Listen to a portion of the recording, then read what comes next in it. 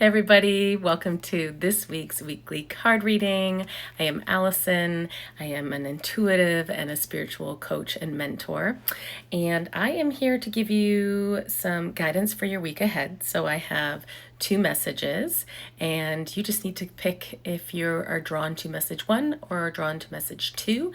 I will share the back of the cards of message 1. And then message 2 is these two cards that I've pulled. And so if you just want to fall into your heart and just take a deep breath and just ask your guides which message is meant for me this week, and just be open to receiving it. And I hope it resonates, and let me know if it does. Announcements, I guess it would only be we opened up a unique reading called Soul Contracts reading. And a Soul Contracts reading is really to understand on a soul level what a relationship means and what you as two souls agreed upon prior to coming into this incarnation. So this could be with, a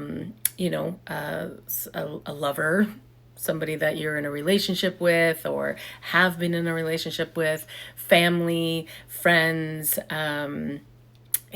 really any type of relationship that you're curious about, whether it's a difficult one, maybe there's repeating themes, with somebody in your life and you're like, what the heck? So it just kind of really gives you insight, and it can really actually help heal, especially if there's something that there was a contentious relationship. It can really just give some healing to that, because then you can understand it a bit more. So really cool. I've enjoyed doing these readings and presenting them, and seeing that it's kind of giving closure or healing in that aspect, and just kind of validation. So I love that. I love it. All right, so message 1, I felt into it prior to pulling cards, and then got the cards to elaborate on what I was feeling. And so when I first connected to the group that was picking message 1, I instantly felt like I was in a tunnel, and I was just trying to dig my way out. I also saw it as where you sometimes when you feel like I'm trying to stay afloat, like you're drowning, and you're like, I'm just barely staying afloat. It just feels like you're working to dig yourself out of something. So whether that something is depression, or really struggling with mental health and digging your way out, maybe it is somebody that is really stressed. Maybe there's something that's really stressful in your life right now, and you're just trying to find a way through it, or just to get your head above water type of thing. But I was instantly just kind of felt like I was digging my way out. But another aspect of it is I felt that there was a lot of strength in you. I could feel this strength and perseverance. So even though you may not see what is ahead, and it may not feel like you're getting anywhere, or that you don't maybe see the hope, I just could feel this strength, that it was like you have such perseverance that you don't need to see it, that you will get through it. I did, when I pulled the cards, which was very interesting. So I pulled this card, it's Goblins. And then I pulled this one, the Heal the Ouch. So what I was kind of receiving from that was, through this journey of digging your way out, it feels like there's some shadows or limiting beliefs that you are meant to heal. That is kind of it could be part of what's holding you back from digging your way out of this faster. But it's like there's some shadows, some healing that needs to be done in order to help facilitate you move through this faster. It feels like you will get yourself out of it eventually, even if you are avoiding the healing. But it just feels like it's going to take a lot more. It's going to take a lot longer and a lot more trudging through the muck to get to the other side.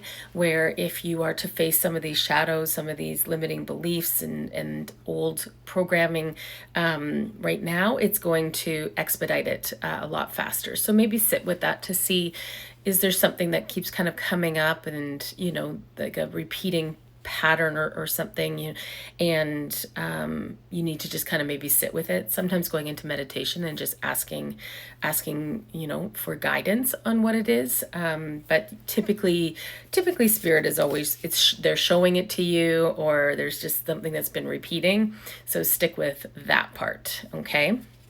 And then message number 2. So let me just, oh yeah. So message number 2, I instantly felt like playfulness. So it felt like you were being asked to be playful. So kind of like placing that, like placing maybe that part of you, the responsibility part of you, the part that maybe you've kind of been in, like, I need to do this. And it's kind of like placing that on the shelf and bringing in some childlike playfulness, and just like letting go. So I just felt like, turning on some music and just dancing, when nobody's watching, and just being free, bringing that, connecting to the inner child in you, or if you don't even know how, it's just like, when you see children and see how they're just, carefree, and they just laugh, and there's, innocence into their world. It's like tapping into that energy for you. And the card that I pulled, this is why I love cards, and I love pulling it after you receive a message, because I was like, thank you, Spirit. So dance with life, do something to change your energy. So totally like letting go and just releasing and going into flow, and just setting the worries aside and just allowing yourself to be, however that kind of comes out for you. Allow yourself to be silly, to giggle. And then the other card that came out was set boundaries. So claim your power and know your value today. So in that sense, what I was receiving with that was also taking, because it just feels like your energy might be really dense, or very, like there's a lot on your plate, or there's a lot going on, or maybe you've taken on so much and there's this set of responsibility that is like, I don't got time for that, I've got shit to do. And so that's where I was like, oh, okay. So being able to like set the boundaries to give yourself this time to play type of thing. So, somebody asking you to work late, your boss is asking you to work a few hours late, you set your boundaries. Sorry, I can't, I've got something. So if that something is something that's filling your cup to let you have some playtime, that is just as important as, doing something like an appointment that you got to go to or whatever. Like, it's not compromising that time for yourself to fill your cup. And so setting those strong boundaries, that it's like, no, nothing's going to disrupt this time that is for me, that I get to just enjoy and be playful and fill my own cup.